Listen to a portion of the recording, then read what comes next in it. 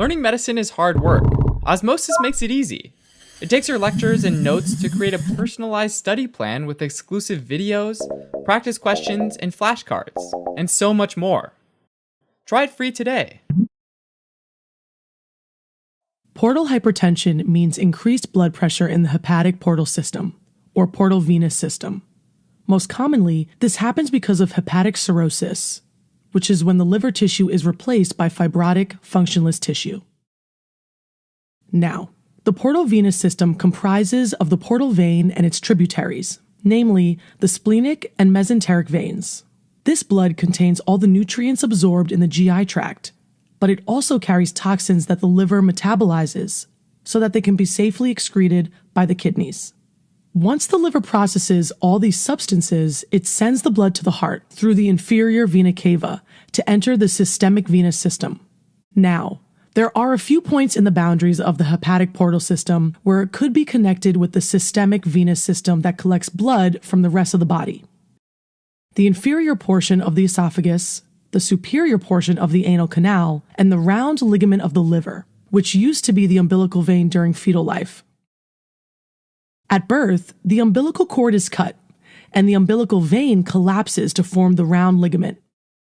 The round ligament stays shut because pressures in the portal venous system and the systemic venous system are the same, under 12 millimeters of mercury.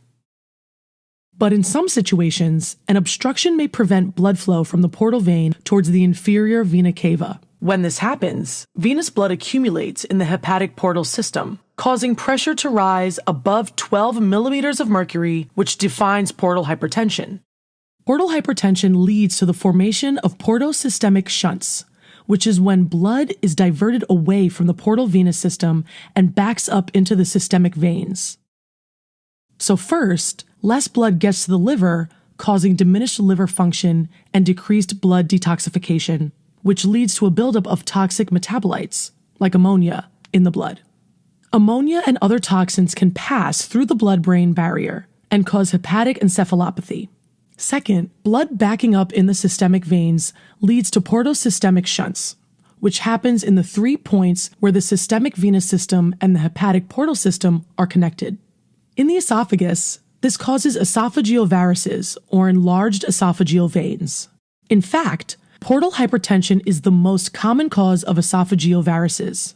These varices are very fragile and could easily rupture, causing massive upper GI bleeding. In the rectum and anal canal, there may be hemorrhoids, which are enlarged veins that can bleed as well. Finally, portal hypertension causes the round ligament to rechannel, allowing blood from the portal system to pass into the systemic veins of the abdomen, which then dilate, making the abdomen look like the head of the Greek mythological creature Medusa, the one with snakes for hair. So this consequence is frequently named caput Medusae. Portal hypertension can also cause blood to back up into the spleen, causing congestive splenomegaly, meaning the enlarged spleen. This causes hypersplenism, meaning the spleen traps blood elements like red blood cells, which cause anemia, and white blood cells, which can cause leukopenia, or platelets, causing thrombocytopenia. Another consequence of portal hypertension is that the endothelial cells lining the blood vessels release more nitric oxide. The reason behind this is unclear, but nitric oxide makes peripheral arteries dilate, so blood pressure drops. This stimulates the release of aldosterone, which tries to bring blood pressure back up by telling the kidneys to retain more sodium and water. In time, plasma volume expands so much that fluid in blood vessels is more likely to get pushed into tissues and across tissues into large open spaces like the peritoneal cavity. The accumulation of fluid in the peritoneal cavity is called ascites. As if that wasn't enough, bacteria can also invade the peritoneal cavity, causing spontaneous bacterial peritonitis. The features of portal hypertension can be remembered as A, B, C, D, E, where A stands for ascites, B for bleeding, C for caput medusa, D for diminished liver function, and E for enlarged spleen. Now, causes of portal hypertension can be classified as prehepatic, intrahepatic, or posthepatic, depending on where the obstruction is. The most common prehepatic cause is portal vein obstruction, like when there's a thrombus occluding the portal vein and blocking blood flow. Intrahepatic causes include cirrhosis, schistosomiasis, which is when flatworms invade the liver, and sarcoidosis, which is when inflammatory cells form lumps called granulomas inside the liver. Cirrhosis is by far the most common of the three. Posthepatic causes include right-sided heart failure, constrictive pericarditis, and Budd-Chiari syndrome.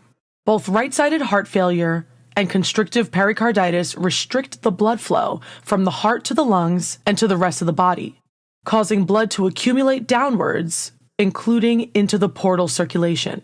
And Budd-Chiari syndrome occurs when a thrombus, or a tumor, inside the hepatic veins that obstruct hepatic venous flow toward the inferior vena cava. Portal hypertension may be asymptomatic until complications occur. Visible signs include a distended abdomen with ascites and caput medusa, or visibly engorged superficial abdominal veins. GI bleeding secondary to esophageal varices can present with hematemesis, or vomiting blood, or melena, or hematochezia when there's blood in the stool. With liver impairment, jaundice may occur. And finally, with hepatic encephalopathy, there may be asterixis, which means hand tremor when the wrist is extended, altered consciousness, lethargy, seizure, or coma. The gold standard for determining if there is portal hypertension is obtaining a hepatic venous pressure gradient measurement, where a catheter is inserted inside the inferior vena cava and then inside the portal vein to measure the difference between both pressures. A liver ultrasound might be useful to detect nodules in case of cirrhosis. CT scan or MRI help diagnose ascites, cirrhosis, splenomegaly, or vascular alterations like inferior vena cava dilatation. Labs including full blood count, liver enzymes, and serology can be useful to identify the cause, and an upper GI endoscopy can identify esophageal varices in order to treat them appropriately. Treatment is centered on prevention and treatment of complications. Beta blockers like propranolol can decrease portal venous pressure and prevent complications. For ascites, diuretics and sodium restriction are indicated to reduce the fluid overload. If esophageal varices bleed, a medication called octreotide and procedures like balloon tamponade, sclerotherapy, and variceal ligation can be used. To prevent bleeding from happening again, an interventional radiology technique called TIPS is the preferred procedure to decrease hepatic portal pressure and prevent further complications. With TIPS, a tube is inserted via a catheter to allow communication between the portal vein and hepatic vein. Alright, as a quick recap, portal hypertension is when the pressure in the hepatic portal system is greater than 12 millimeters of mercury.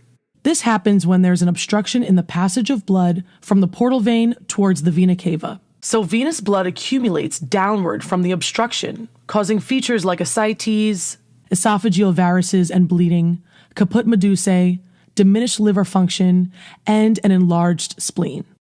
The most common cause of portal hypertension is cirrhosis. Diagnosis is done mainly by hepatic venous pressure gradient measurement. Prevention of complications can be done with beta blockers, and treatment options include diuretics for ascites and octreotide, balloon tamponade, sclerotherapy, and variceal ligation for bleeding esophageal varices. To prevent bleeding from happening again, as well as further complications, a transjugular intrahepatic portosystemic shunt, or TIPS, can be done. Thanks for watching. If you're interested in a deeper dive on this topic, take a look at osmosis.org, where we have flashcards, questions, and other awesome tools to help you learn medicine.